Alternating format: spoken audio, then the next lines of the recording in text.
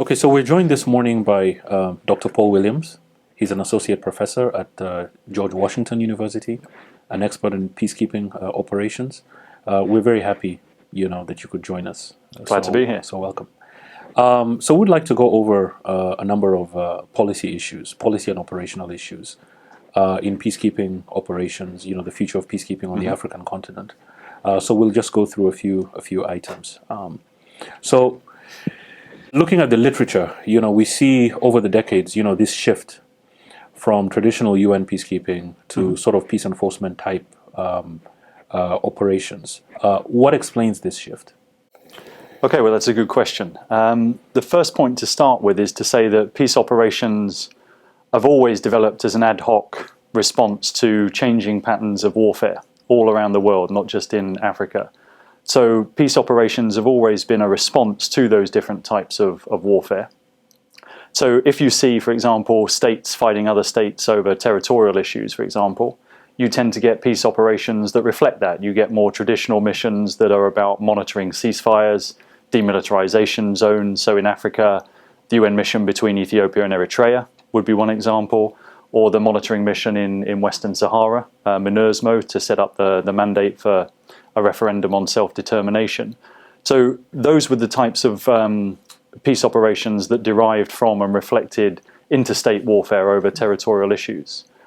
But the problem is that most of the conflicts in Africa obviously haven't been interstate. As a result, most conflicts in Africa that we've focused on, or at least the UN Security Council has focused on, have been more of the intra-state variety. It's been messy civil wars and more complicated types of conflict, where you haven't got clear state belligerents fighting over clear territorial front lines, but it's much messier. You have one, two, or maybe many factions of rebels fighting government forces, paramilitaries might be involved, and other things. So with those more messy civil wars, peace operations reflected that as well. So their mandates were primarily to help assist peace agreements and political settlements in those wars. And so the types of missions we saw then in the 1990s were more multidimensional operations that were trying to assist in the implementation of peace deals to end civil wars. And we saw many of those in West Africa in the 1990s, for example, in Sierra Leone, Liberia, and later Cote d'Ivoire. And then what made them sort of transition to more enforcement related and robust stabilization missions was that we increasingly gave peacekeepers mandates to use force beyond issues of self-defense. So when we gave peacekeeping operations mandates to protect civilians and authorize them to use all necessary means to do that, they would increasingly have to confront spoiler groups or sometimes even government forces that were threatening civilians. Or if we were giving them mandates to protect humanitarian convoys and delivery routes, they might have to use force to stop spoiler groups from preventing that. Or if we gave them mandates to forcibly disarm combatants in certain wars. So for all those reasons, peacekeepers have been given more and more mandated reasons to potentially use military force. And that's why we've seen a sort of broad shift in transition from these traditional monitoring and observation missions to this more robust form. Where we are currently is that the word stabilization has entered into the UN's peacekeeping vocabulary in a way that it hadn't really done before.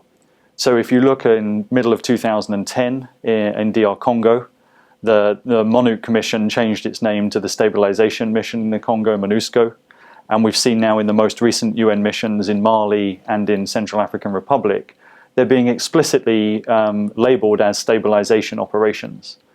Now the problem here for the United Nations is that it's not really got a clear doctrinal answer to what stabilization missions mean and what they entail. But it's clear that at least one thing is obvious, is that stabilization means that UN peacekeeping operations are increasingly deploying into areas where there's no peace to keep. So that model of having a stable political settlement or ceasefire agreement before the arrival of a mission has now receded into the background in some of these more recent theaters. And so stabilization missions are about actually bringing stability to an area where there is ongoing warfare and conflict. And that's been particularly the case when the UN has been confronted by spoiler groups like the FDLR in the Congo, or the MNLA or Ansar Dine, or even AQIM in northern Mali. So really, in a nutshell, the transition of peace operations in Africa reflects the changing character of war, and that transition from sort of interstate conflict to traditional civil wars to this sort of new environment we're in, where stability has become a key goal. Right. So it reflects the evolving security situation. Now, I wonder, what are the larger policy and operational implications for this shift? I think there we can probably say there's a few key questions that stand out. First, I suppose, and the biggest question is really, what do we mean by peace operations? Where does traditional peacekeeping start and stop, and where does stability operations begin? And I think there's been a debate about how we define peace operations, and in particular in Africa, the debate has revolved around, well, does peace operations include not only traditional peacekeeping tasks, but does it include things like counterinsurgency, for example? Does it include things like state building tasks and extending state authority across territory? Does peace operations include civilian protection? And even in some cases, should peace operations include a counter-terrorism agenda? So I think the first policy issue is that it's forced us to debate more clearly and explicitly, what do we mean by peace operations and how are they different from warfighting missions? And in the African context, I think we've seen, as you said before, a move towards a more robust sort of set of peace enforcement mechanisms and stabilization mechanisms that have embraced some elements of counterinsurgency thinking as well as civilian protection thinking. If we look at the troop contributing countries and sort of the kind of training that they go through, how prepared are these troops? How adequate is their training and their force structure to the peace enforcement or stabilization environment? That raises an important question as well, yeah, because our training regimes need to be linked to what we think are the primary purposes of peace operations. And again, in the African context, part of the debate here is that different institutions have different philosophies of peace operations. So the United Nations, on the one hand, talks explicitly about peacekeeping operations. And as a result, its training regimes are set up to teach peacekeepers to perform the certain peacekeeping tasks that we traditionally expect. Whereas the African Union, for example, talks explicitly about peace support operations, and sometimes at least has a much broader idea of the notion of operations that fall under that umbrella. And they can include, forcibly making peace when there's not a peace settlement already made. So the training tasks for these two different types of missions might be quite variable. A good example of this would be the African Union mission in Somalia, where in Mogadishu in early 2007, the African Union decided it wanted to deploy a peace support operation to help support and prop up the transitional federal government in Somalia. But the UN decided that this was not the right place or circumstance to deploy a peacekeeping mission. So the training regimes have to some degree, reflect the different philosophies of peacekeeping versus broader peace support operations. And I would say in recent years, probably 2 or 3 main issues have stood out as being important for the training. Number one would be civilian protection tasks. We've had a debate for at least a decade or so now about what exactly do we mean by civilian protection, and what are the military and policing tasks that flow from that, and how then can we train our personnel to respond to those tasks. A second set of issues, I would say, is to do with policing and the rule of law. Increasingly, we've asked peacekeeping operations to, in their mandates, get involved in domestic rule of law and governance issues. And this has meant there's been a much bigger role for police officers to play, as opposed to primarily soldiers. So this means that both police has to be a much bigger part of our training, which has traditionally focused on militaries when it comes to peacekeeping. And then a third area, I suppose, more recently, which unfortunately has been shown in the theatres, particularly in Somalia and northern Mali, is preparing for asymmetric threats and particularly counter-IED threats. So a much larger part of the contemporary peace operations in Africa are facing these different types of asymmetric threats, of which IEDs would be a particularly important element. And as a result, training regimes are going to have to catch up with those types of problems. So it would have been almost, I think, inconceivable even 15 years ago that a major part of a peacekeeping training regime might have to involve counter-IED training.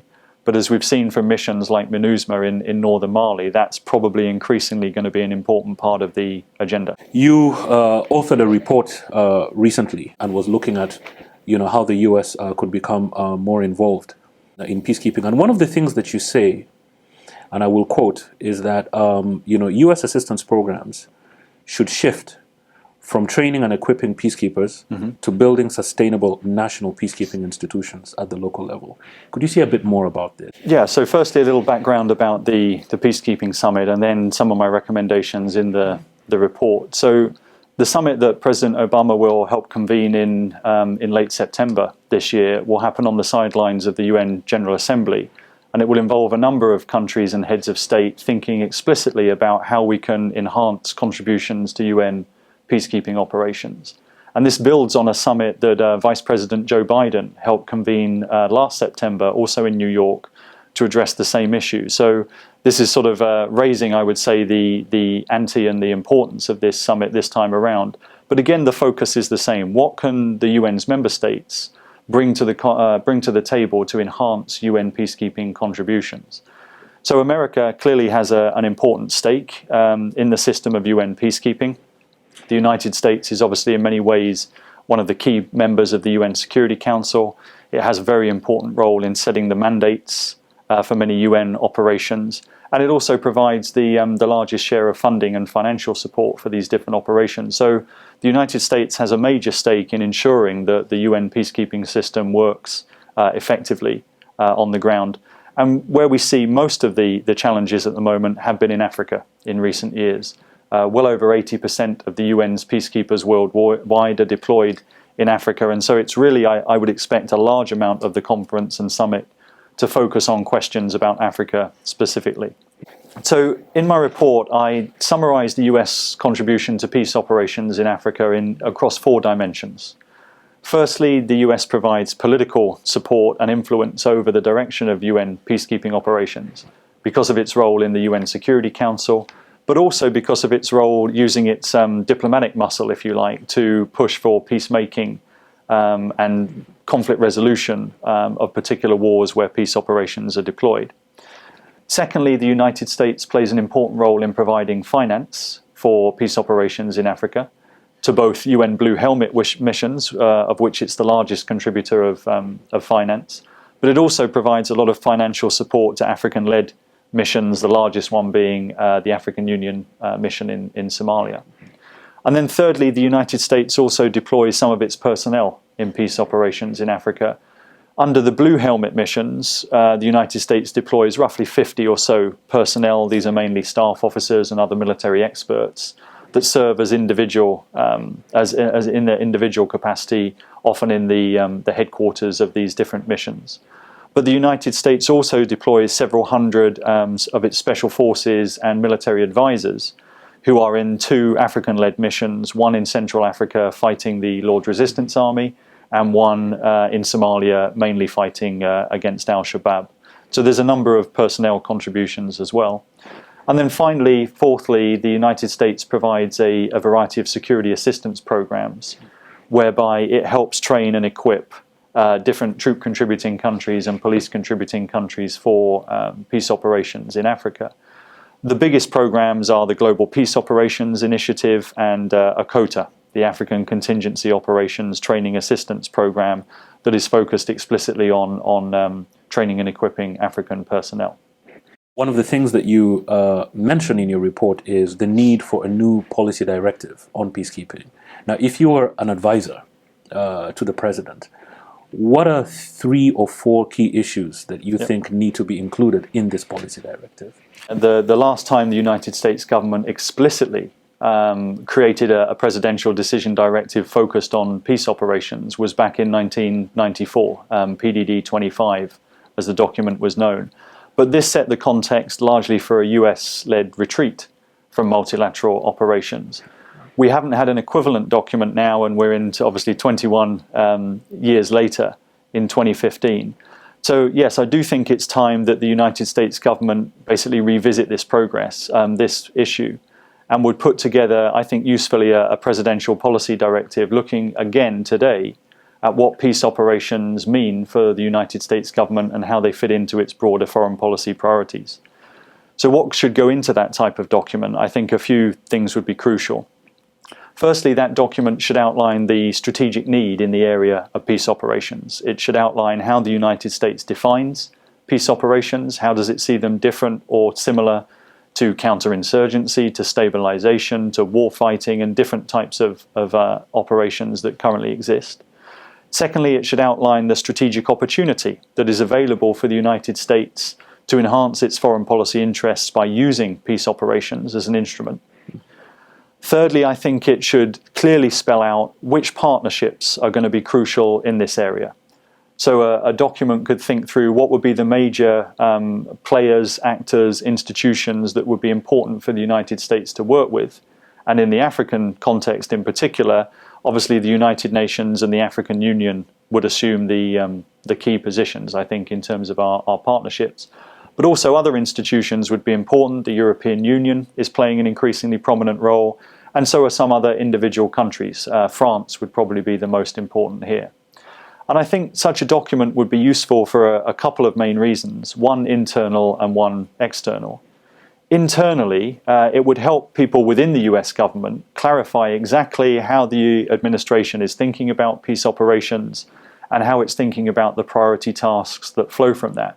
And particularly for the Department of Defense, a sort of PPD that sets out the key strategic issues on peace operations would enable DoD, I think, to come up with a more focused military guidance document to think about the specific military tasks that would be needed to be performed to support peace operations. Then externally, though, a document such as this would also do a couple of important things for foreign audiences. It would signal, I think, the importance that the United States government attaches to issues of peace operations, and that this is really a priority issue for the US as a whole. And it would help, I think, clarify a lot of questions that other countries might have about exactly how is the US moving forward going to prioritize and think about these questions to do with peace operations. Where does it want to put its majority of diplomatic focus? Where does it want to put the majority of its financial assistance? And how does it want to shape its security assistance packages accordingly? So you've talked about the US sort of increasing qualitatively its support and participation in UN peacekeeping missions, and supporting the structures of the African Union, more strategically. Mm-hmm. What does this look like from an operational standpoint? That's a good question. Now, I think we have to divide it into two sections, really, because America's relationship with UN peacekeeping is different from its relationship with the African Union and African-led missions, because the US is obviously a member of the United Nations and hence can deploy as part of UN missions. But the US is obviously not a member of the African Union, so it has to have a different relationship with African-led and AU missions. So to start with, on the UN Blue Helmet peacekeeping operations side, my report argues basically to say that while enabling and assisting other countries to deploy into peace operations is useful, I don't think it's any longer enough, and that the United States should start leading by example, and it should do that by thinking about how it might be able to deploy not only some individual staff officers and other military experts within UN peacekeeping missions, but how can the US think about usefully deploying military contingents in combat service and support roles specifically. So I argue in the report for a discussion and a debate, really, about how can the US military help fill the key capability gaps that the United Nations are currently suffering from in their peacekeeping operations. And I identify a number of key gaps really focused around issues of real specialist and niche capability issues. Those would include logistics, transportation, particularly aviation in some theatres, but also specialist capabilities like medical units, engineering units, and ISR functions. So I think we really need a bigger and broader debate in the United States about how the US military could help fill some of those key roles, whether it's by deploying a company of medical or engineering capabilities. These could be really important. So I think this would have important political and military benefits Politically, it would help signal that the United States really supports UN peacekeeping as a genuinely collective global endeavor. And the US is not just writing mandates and writing checks to pay for these missions, but it also takes them seriously enough to deploy its own personnel in the field. And operationally, I think there would have some benefits for the US military. These would flow through a number of elements, I think. One would be sort of skills retention-based arguments, as the US military is drawn down from its campaigns in Iraq and Afghanistan. Another set of issues would be about developing a group or a body of personnel within the US military who have contemporary experience of working within UN peacekeeping operations. Most US military who've previously served in UN missions did so in the 1990s, particularly when they served as contingents, when the US deployed in missions in Haiti and the Balkans and Somalia. And I think it would be advantageous to try and develop a new cadre of US military who have experience of contemporary operations. I think it would also, in Africa specifically, provide a useful source of information, getting US military personnel out in the field, out from our embassies, and able to pick up and talk to ordinary people out in the peripheries of many conflict zones, I think would be an important source of information. And it also might help in the regional alignment of the US Army forces that are currently going on, not just in Africa, but elsewhere. Then when it comes to African Union missions, the situation is different. Obviously, the United States shouldn't be deploying personnel directly in AU missions. And here I make the case for enhancing the multilateral level of support that the United States provides to the African Union. I think this should come in two forms, really. One is that we should boost the number of personnel that we deploy to the US African Union mission in Addis Ababa. That is the equivalent of our diplomatic embassy and our diplomatic relationship with the AU. It is currently relatively small compared to a lot of our equivalent missions in other places of the world. So, for example, whereas the US mission to the OSCE has well over 50 personnel, the United States mission to the African Union has around a dozen or so. So the first thing I would say is that if we're more serious about partnering with the African Union, we need to enhance the numbers and the personnel we deploy to our diplomatic mission in Addis Ababa. And then the second thing is funding. I think the US can best support the African Union in the long term by creating at the AU the ability to plan, manage and sustain its own operations in the field. And I think this can best be done by supporting the building of an effective peace support operations division in the AU Commission at Addis Ababa. So I would argue that the United States should create some new type of funding mechanism to channel funds directly to the African Union and particularly the peace support wing of the AU Commission to help, as I said, basically develop the administrative, management, planning and other skills and capabilities that are going to be necessary moving forward so that the AU can take on a greater role in performing peace operations on its own continent. So a very insightful and very important agenda indeed for the United States as we move towards this peacekeeping summit in September. Dr. Paul Williams, thank you very much for your time. Just to mention again that Dr. Williams is a peacekeeping specialist and a scholar at George Washington University. Thank you very much. Thank you. Thanks.